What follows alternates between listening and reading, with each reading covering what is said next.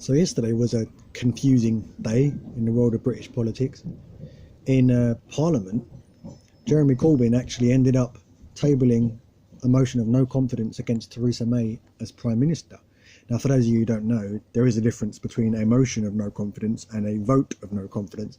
A vote of no confidence, as it says, is a vote to not have a specific Prime Minister or Minister anymore, or even a government anymore. A motion is more just a statement that Parliament isn't confident in you or your abilities anymore. So this isn't really, if this passes, this wouldn't be significant. It wouldn't have any significant effect other than just to be embarrassing for Theresa May and her government, especially after she's just barely won a vote of no confidence from her own party. So it would just be embarrassing. And all this really is, as far as I can tell, is just Corbyn strutting his peacock feathers about and showing off a little bit and trying to show the government, trying to make them understand just how thin their majority is, because their majority is so fucking thin you can basically see through it. It is ridiculously thin. So I think this is just Corbyn trying to demonstrate that to them. And it's I don't think he wants anything significant to happen. He's been a politician over 30 years. He understands how it works.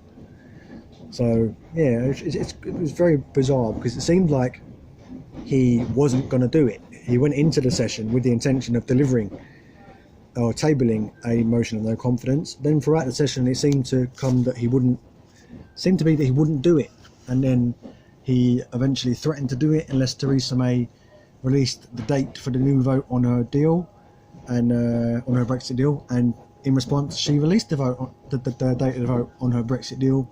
So it looked for a little while that he wouldn't actually table it, and then he actually tabled it and made it official. And the reason he gave was it's unacceptable to wait nearly a month for a vote that we should have had a couple of weeks ago, and that he wanted to vote now. So I want to see more of that Corbyn that I just talked about, where he threatens to table a motion of no confidence unless Theresa May does this, and Theresa May ends up doing it. We need some more of that, because that was a very, very rare strong moment for Corbyn. Very, very rare and quite strong, and it demonstrates that this government has such a small majority. All Labour's got to do is bare its teeth, and the government has to conform, has to do what it's told.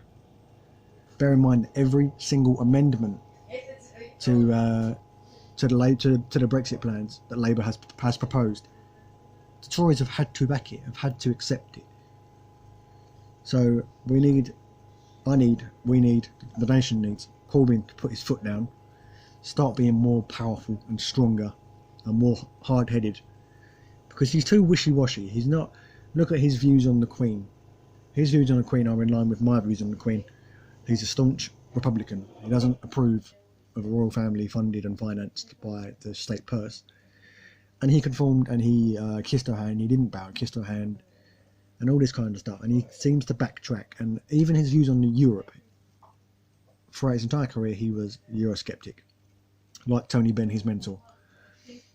And he conformed and became a Remainer purely to appease his party line. So we need a more hard-headed Corbyn, someone who's willing to put his foot down for his values and fight for them, rather than wishy-washy trying to please everyone.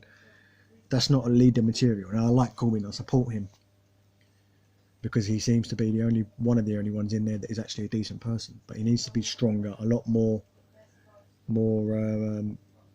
hard-headed, as I keep saying, and just be more stubborn and actually put his foot down. Look at what happened yesterday. The Labour Party bared its teeth, and the Tory dog backed down.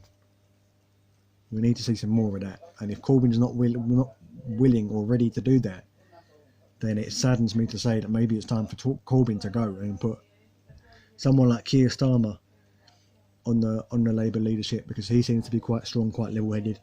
Or even someone like John McDonnell, even though John McDonnell's quite old now, so maybe he wouldn't be as appropriate. And it was originally it came down to Corbyn or Dennis Skinner as the left-wing candidate for the Labour leadership during the last after Miliband resigned, and Skinner conceded it, said he didn't want it, he was too old, give it to Corbyn. And that, wow, 10 years ago, a Skinner-led Labour, we would have seen a Labour government last year, because Skinner is just phenomenal. So hard-headed, so brutal. He just says what he feels, says what he wants, sticks to it, doesn't apologise. We need that.